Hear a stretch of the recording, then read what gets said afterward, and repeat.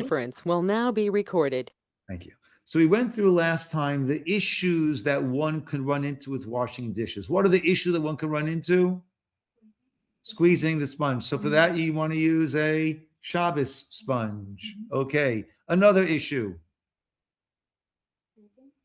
Scraping? No. Hot water. So for that, you need to use cold water. Okay. What else? Soap. Right? It needs to be a liquid soap. Good. Now, is it a problem of hachana? What is hachana, guys? Hachana is preparing on Shabbos for after Shabbos. So if I'm going to use those dishes the next day, then obviously that's not an issue because I'm not preparing on Shabbos for after Shabbos. And I'll be using it on Shabbos. But let's say, right, you have Shabbos lunch in shul, like we all have gotten very, very spoiled with, right, very accustomed to, right? So the Friday night dishes are not going to be used again on Shabbos. So is washing those dishes, is that going to be hachana? Why not? Okay.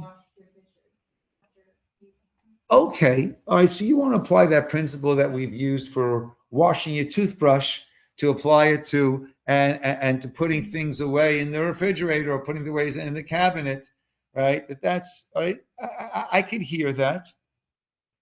And I think there's also another factor. Let's talk about hachana, right? So making your bed Shabbos morning when you get up, and you're not going to be planning on taking a nap. So essentially, you're making your bed so it'll be all set for after Shabbos, Saturday night. Problem or not a problem? Okay, so on one hand, it's a problem you're preparing for on Shabbos for after Shabbos. Or the argument can be made it's not a problem. Why is it not a problem? You're back to that again. But it could be like, I know for me, making the bed is not to prepare for the next time I go in. It's just that's what you do when you get out of bed. Okay. And and also I would add that for some people, if the bed is going to be messy, right, then that's going to detract from their Shabbos enjoyment, right? So therefore, I'm not doing it in order to get into a nicely made bed that night after Shabbos. I'm doing it to give myself a sense of peace and enjoyment on Shabbos itself. That the house should be mesudar. Mesudar means neat, arranged, in a good condition. So too when it comes to the dishes, right? If having them out, right, is going to having a sink filled with dirty dishes is going to detract from one's Shabbos oneg, from one's enjoyment of Shabbos, right? And for my wife, bless her, these things are important, right? For me, the bed, the dishes, right? But for her, right? So then, right? I call that the reflex. What's it called in math? A equals B and B equals C. Is that the reflexive law or the transmutative law or whatever? I forget what it's called. Commutative law. I don't know. But I say in relationships, right?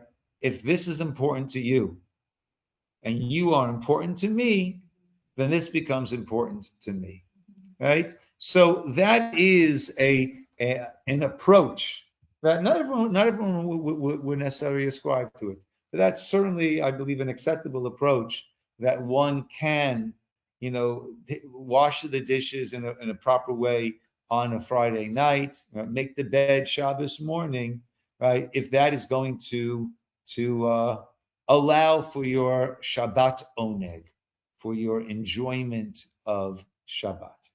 Okay. Cleaning the table and the tablecloth. Oh, that's another great example, right? So I clean the table Friday night. I need it for Shabbos day. I clean the table Shabbos day. I need it for Sudash Shlishit. can I clean the table on Sudar Shlishit? Or let's say Shabbos day, I'm not going to be eating Sudar Shlishit at home, right? Or let's say on Friday night, I'm not going to have any more meals at home, right? Can I clean the table? Or is that preparing for after Shabbos? So that would certainly go back into having Oneg Shabbos, that the house should look nice and clean. And therefore, let's see what he has to say though. Cleaning the table and the tablecloth, page 235. If water or a drink is spilled on the table, one may wipe it up only with a cloth about whose cleanliness one is not particular. Okay, right? Meaning, if I'm going to wipe it with a cloth about which the cleanliness of that cloth, I am particular about that, then what's the concern? Then I might come to wring it out. Okay? So therefore, right, typically we have some dish towels, whatever, around, or some good. You guys know what a shmata is? A shmata. Shmata is French. No, it's Yiddish, right? For a rag, So we have, old T-shirts, things like that. Some towels that have gotten worn out, so we cut them, and that's our little basket of shmatas that we have, and that's what we'll use to. Right, but any dishcloth, I don't think we're. Oh no, my dishcloth got dirty. Okay. If water is spilled on a tablecloth, one should not press on it when removing it with a knife or the like. Oh, because that's going into like the sponge. That's going into what we call schita, since this squeezes water from the tablecloth. Okay? Now, right, and when you're squeezing it out, that's like part of the process of laundering, right, which we discussed cannot be done in any way, shape, or form on Shabbos. If colored liquids like juice or wine are spilled on a tablecloth, one should avoid spreading the liquid to other parts of the tablecloth when wiping it dry. Why is that? Yes, you'll end up dyeing it. 1 second. Hi, Alan, just give me a class. Everything okay? Can I call you back soon? Right now. Right now. Yes. Yes. Very good. Okay. So let's look at the picture. This looks like my house when the kids were young. Right? Everything falling all over the place. Wiping with a cloth whose cleanliness is not particular about. That's what mom is doing. That's fine. Squeezing fluids from a tablecloth. That's a problem. Forbidden. Dyeing the tablecloth. Forbidden. Okay. It's interesting. Yeah. Okay. I'm certainly not looking to dye the tablecloth. Actually, I would much prefer that it does not spread around, right? But we would try to avoid it. Okay, let's hear what he says about 236. He might be stricter than I was before. Let's hear. The prohibition to prepare on Shabbos for the weekdays. It's prohibited to prepare anything on Shabbos for another day. One may not even do an act permitted on Shabbos if that act is not needed for Shabbos. Therefore, dishes may not be washed on Shabbos, either the permitted way, if the dishes are not needed for Shabbos. But I mentioned another approach. For example, one may not wash this used for Sudash Lishit, right, for the third meal, so they will not be needed again on Shabbos. Glasses and cups which are continually in use may be washed throughout the day, unless one is certain they will not be needed anymore during Shabbos. The prohibition of preparing on Shabbos for the weekdays is often encountered when one is straightening up the house or kitchen, when putting garments, books, and other objects in order. And again, perhaps. Is this class also online? Yes. Can you forward me the link because Mark wants to see it online?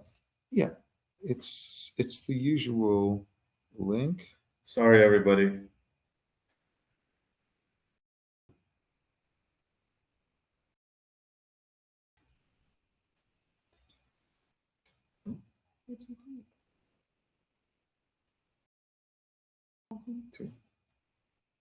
Being a show president is hazardous of the job.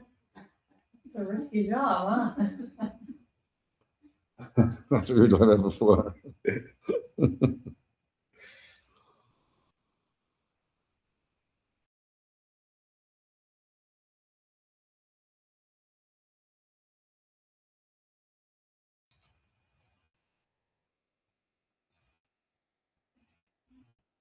Sent. Thank you. Okay. Okay. So again, the approach that I gave is a little bit more of a lenient approach, right? That if you're doing it because you want the place to look nice for Shabbos, then it will be okay, right? However, let's say you moved, right, and you want to like unpack on Shabbos, right? So that would already be utilizing a Shabbos day to prepare for the week. Hey, instead of unpacking during the week, right? So that would be an issue. But the usual tidying up, right? Organizing books, again, the guy in the bottom right there, he's arranging his clothes, right? Right. So again, right, if he just got a lot of clothing around, so if it didn't bother him on Friday, then it's not going to be bothering him on Shabbos, and he shouldn't wait to do it on Shabbos, right? But if there are a couple of things around, right, and it's going to be not annoying to have it in this untidy manner, then you're doing it for Shabbos, in my opinion, right? And therefore that would be allowed. Okay, just don't quote me on that if they ask you on the test. No, I'm kidding. It's okay. Yes. Could you pull clothes out of your closet to donate? Pull clothing out of your closet to donate. When are you donating it? Not on Shabbos. So that would be preparing on Shabbos for after Shabbos, right? That would be preparing on Shabbos. Pulling clothing out of your closet to wear on Shabbos, that's perfectly fine, right?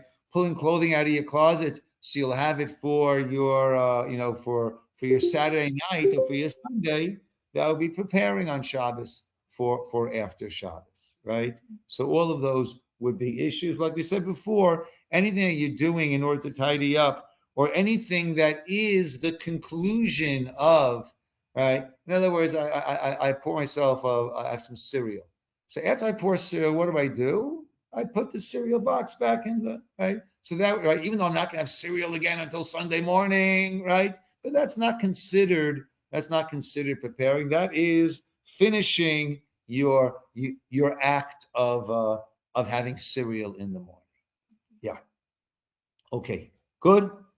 Everybody good out there in Zoom land? Yeah. Okay. All right. Sweeping and washing floors. It is prohibited on Shabbos to sweep. As I tell Natalie all the time. No, I'm kidding. An earthen floor. Oh, if you're living in a mud, an earthen hut, right? Then you can't do that, since sweeping can level the ground or cause existing holes to become filled, right? Most of us are not living with earthen floors. Therefore, I got to mute. Just 1 second. Good. Therefore, one may, however, sweep a tiled floor, right? So after a meal, right, depending on, how one eats or who the guests are or the ages of the guests, right? So then sweeping up, right, will not be an issue. Similarly, as we were saying before, let's say I'm not going to eat another meal Shabbos. Yeah, but if it's going to be annoying to have all these things on the floor, so then one is doing it for their present oneg Shabbat, their ability to enjoy Shabbos, as opposed to doing it as preparation for a later time. Or may not use a broom made of straw, or one where there is likelihood that the bristles will break during sweeping. Such a broom may not be used even on a tile floor, right? You will not be, right, because you will be breaking, right? We discussed the idea of a psik resha. Guys, remember the concept of psik resha? Okay? Psik resha literally means you're taking off the head. Okay? And what it's saying is, we use the term psik resha for an activity that you don't intend it to happen, but it is a psik resha. It is definitely going to happen. It is an unavoidable consequence. So typically we say Davar she'eno mitkavein. That was not my intention, and therefore it's not going to be a problem. Okay? But if it is a psik resha, if it is an automatic result of what you're doing, then the claim, well, that was not my intention, is not going to carry any weight, because since it's a psik resha, it's going to happen for sure, then it's going to be a problem. Okay? The word actually comes from something that doesn't sit so comfortably with us in our present sanitized world, with kids' toys. But it used to be that kids would play with a bird's head. Okay? That's what kids would play with. Instead of marbles, instead of dominoes, with a bird's head. Okay? This is well before Lego, right? And so we're not allowed to kill an animal on Shabbos, right? But let's say I'm only killing, my intent is not to kill the animal. My intent is to give my kids something to play with. So it's a davar she'ena mitkavein. That wasn't my intent.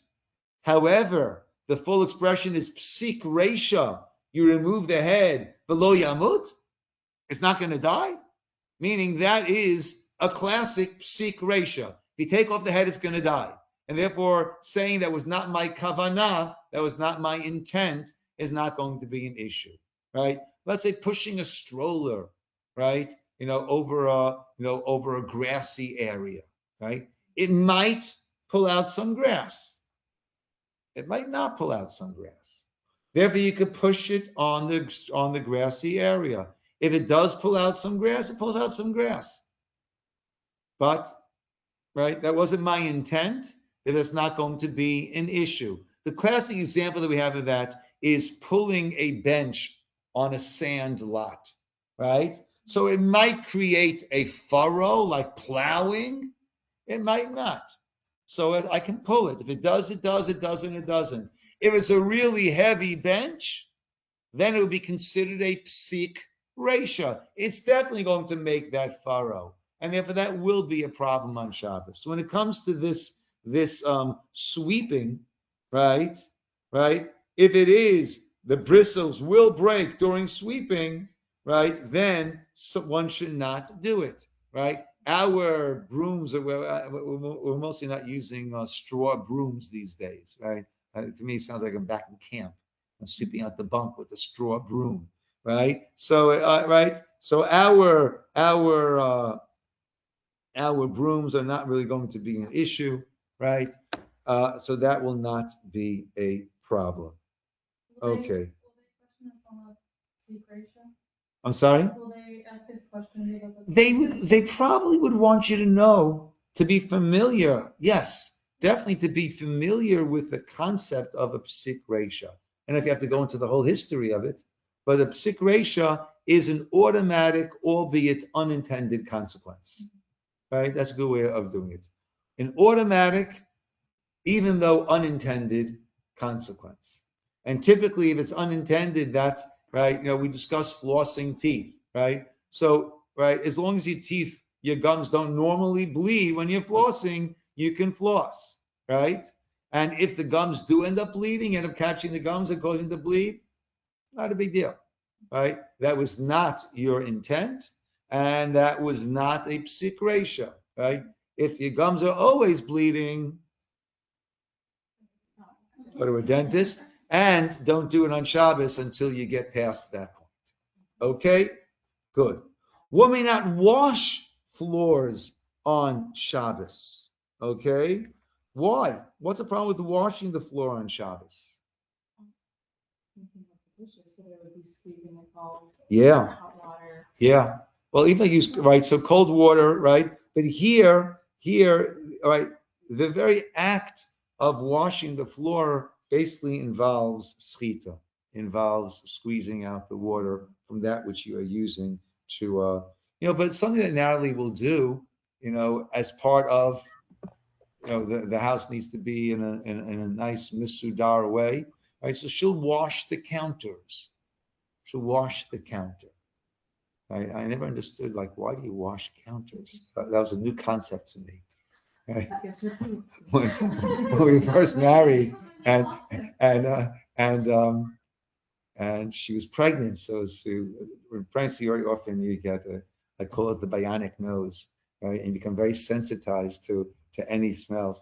So I was doing my best. I was washing the dishes, putting it away, everything. Really, I don't know, right? And just the kitchen, it smelled. I was like, "What do you mean? I'm washing the dishes." She goes there and she says, "Look at the counter, right? And the dish rack, right?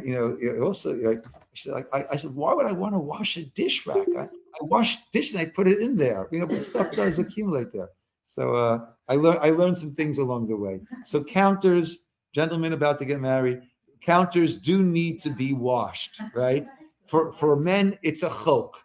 A chok is a law that we don't understand the reason for it, but it's a chok, and we have to wash counters. Okay, so she'll wash the counters, but she'll use just water, right, and then a squeegee, right, to get it all together, and then she'll use either paper towels or something just to gather it up, right, and then get and then but there's no squeezing being done on that, right? So there are ways that one can do it. If something very sticky falls on the floor, so you're not going to wash your floor, but what you can do is pour some water on that, spread it around a little bit with a non-cloth sort of thing, right? And then just pick up that water, right, in a gentle way, and then of course not squeeze out the thing. Take that and then put it wherever you'll put it until after Shabbos to tend to it.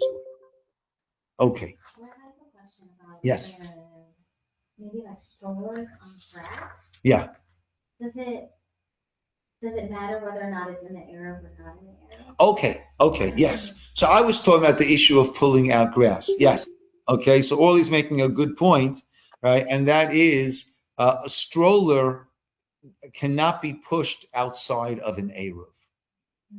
Okay, yes, that would be considered carrying, right? And therefore, outside of an Eruv, that's why for it's really interesting. Some very modern Jewish history. There was to this day, but it's already been litigated in courts. So basically, we're safe now. But I forgot who was telling me this. He knew the rabbi when Eruv people were taking Eruvs to court, right? You can't have an Eruv over here.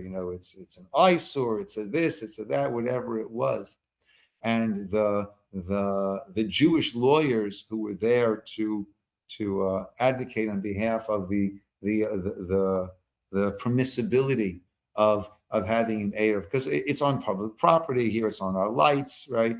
Right, and you're not allowed, right? A city will not have religious symbols, right? And he said that he realized that he was arguing a case which would really decide the future of Orthodox Jewry in the United States. Because if he would lose and the courts would rule that an Eruv is, a city cannot put up an Eruv, it's imposing religious symbols on, right, separation of church and state, it's imposing religious symbols, right? So then basically there'll be no future for Jewish Orthodoxy in the United States. Because how do you have a shul where the wife and the kids, or where the kids can't come? Right? The mother's going to be in her house, the father, whatever's going to be, right? How can you have that? And it was litigated in courts. And on the contrary, it's not a religious symbol, which a city is not allowed to do. Actually, it's a religious concession, not concession, but accommodation. It's a religious accommodation that a city is obligated to do if it's not going to impose on anyone else. So an Eruv is not a religious symbol. There's a very, very nice Mormon guy who I've become friendly with, and he does a lot of bike riding and a lot of running. And every once in a while, when he would see the Eruv down, he still lets me know the Eruv is down. but he would pick up the string because he felt it's holy string and it shouldn't be on the floor. And he'd bring me the string from the broken Erev, right? And I thanked him very much, of course, but I let him know that actually it's not a holy object, right? And therefore it's not a religious symbol, which cities are not allowed to do. It's a religious accommodation that cities are obligated to do. And we had some issues, some people over here who were making some noise about the Eruv. The city here was very, very, very much on our side, working with us, and just ignoring that. Yeah. You can't really see it, and it's not. Well, to be fair, I don't want to record this. It's going to hit the. Just pausing the record. This conference will now be recorded. Okay. Yes. So like I said, yes, it's a religious accommodation that of course needs to be made. And there's no reason why it shouldn't be made. Right? Right. Okay. Let us continue on. Okay. Yes.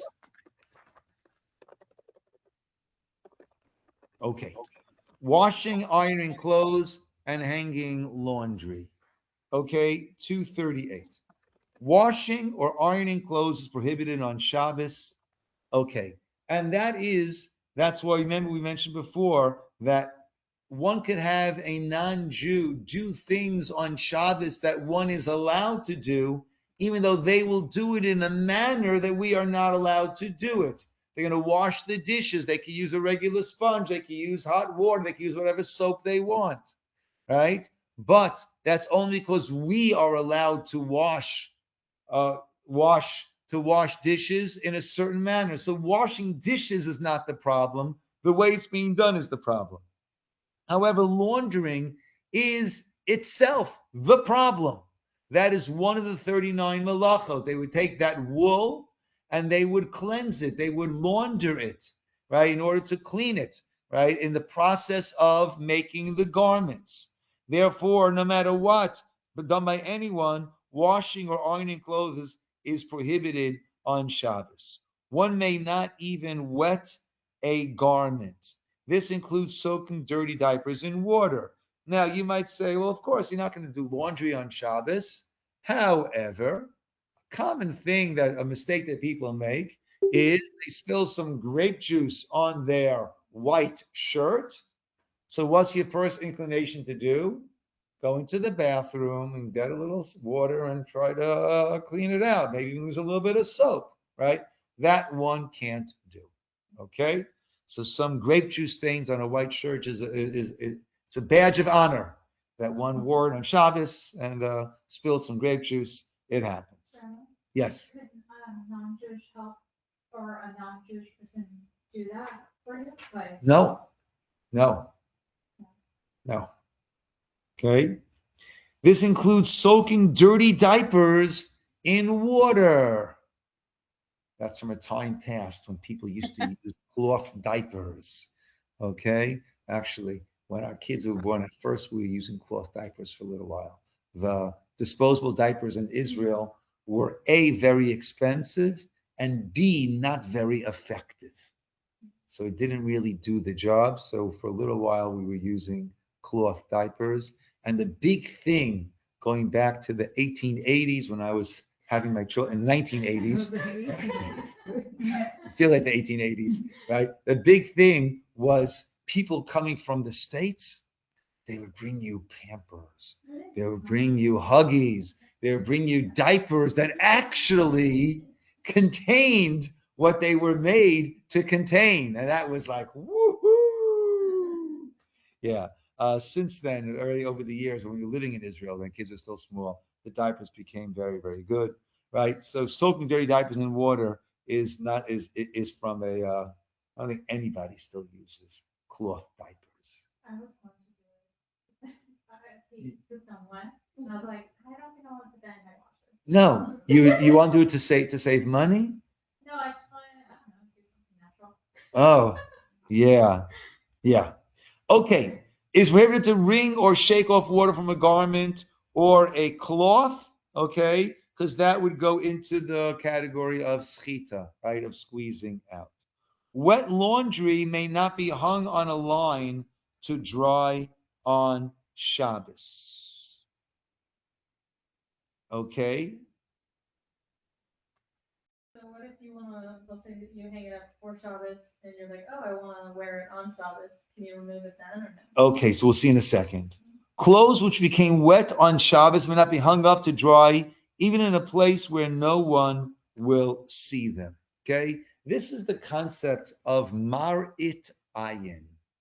Marit ayin is What, doing, what appears to the eye.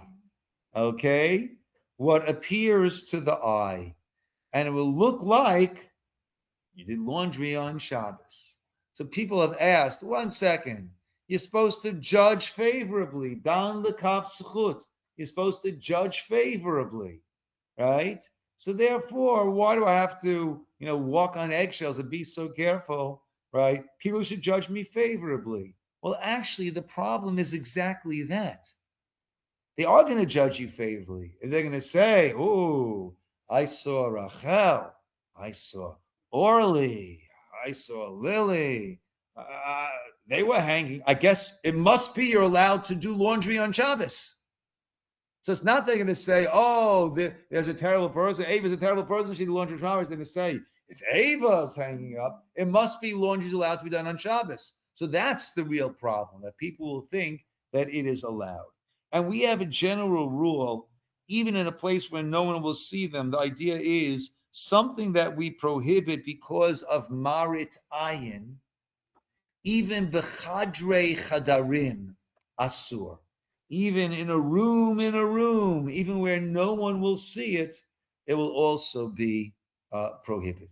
Okay? Rabbi Now, Ze'ev, yes. can I ask on Shabbat, if you stain like a Tide pen, if you're not going to wash on Shabbat, but let's say you stained your shirt and you apply a Tide pen, but you're not washing it, is that considered?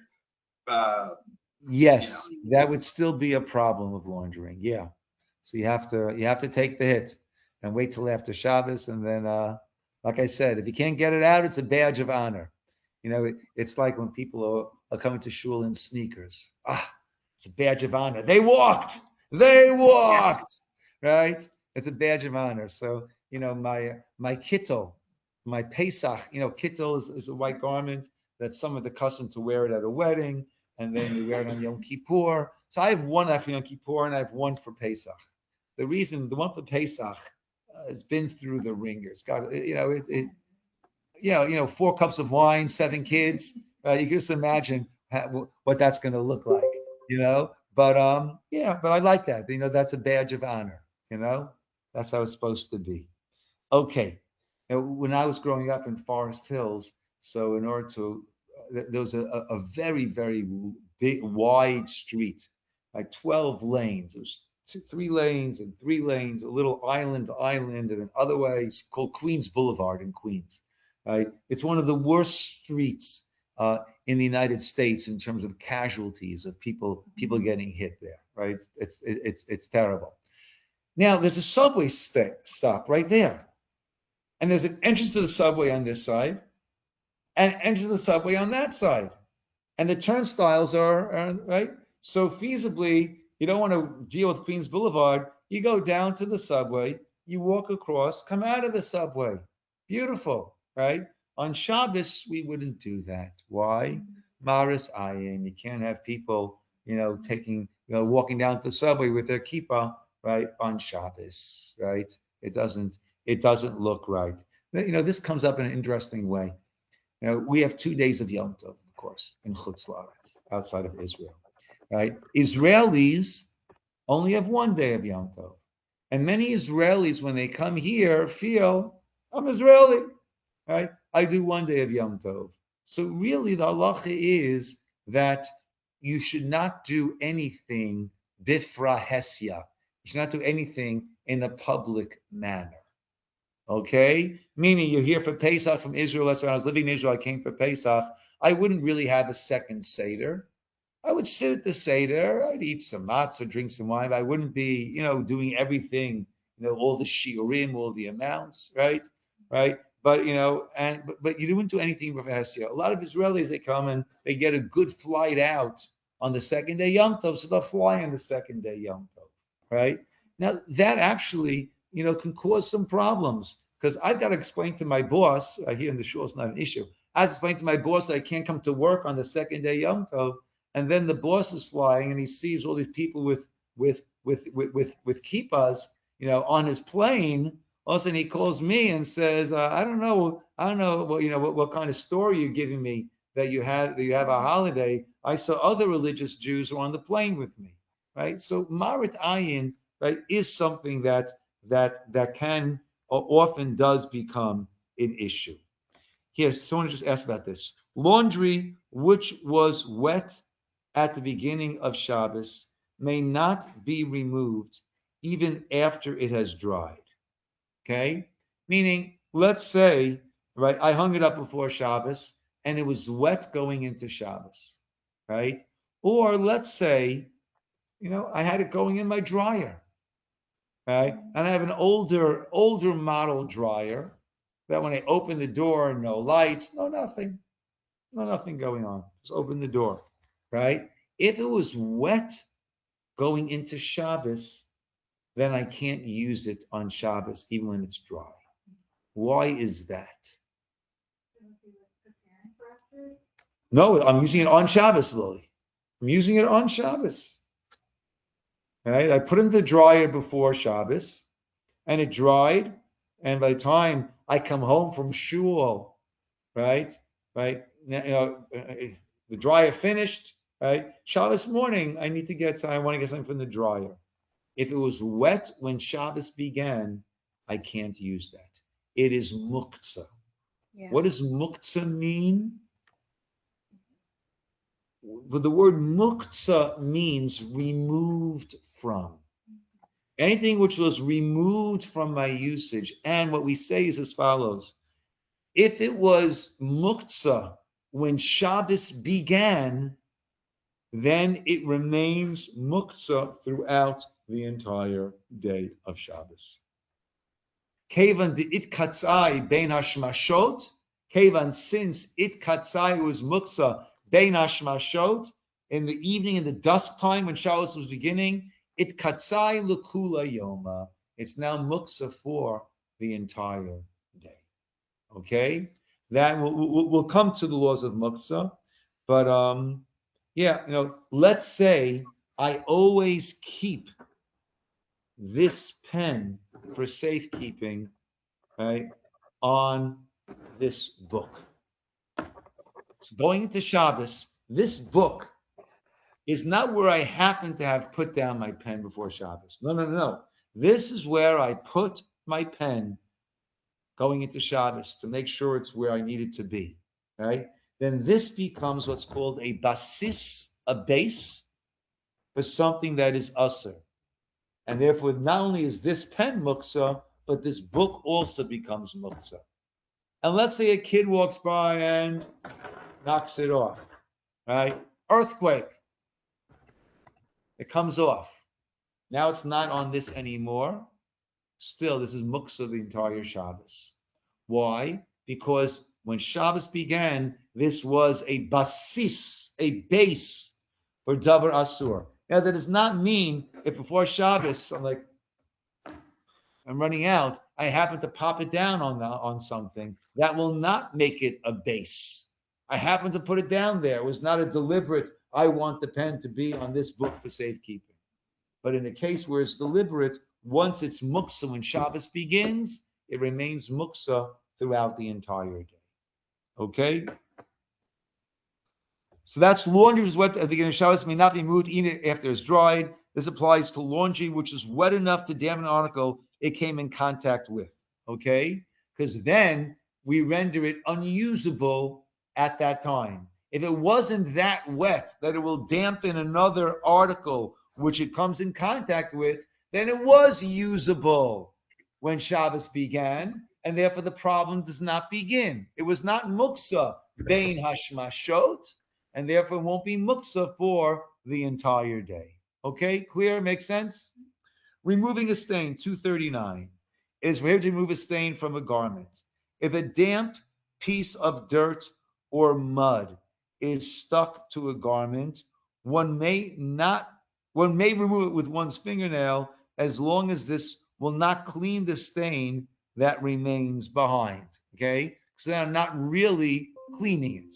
One may not rub the material clean. If the mud is dry, it may not be removed. Right, coming back, Ori, to your question, right? So you're doing that, right? So if you're using a stick, so that's a problem of memareach, of smoothing. But even a spray, right? I think that would be a problem. Well, if you spray it and just leave it, does it start to clean?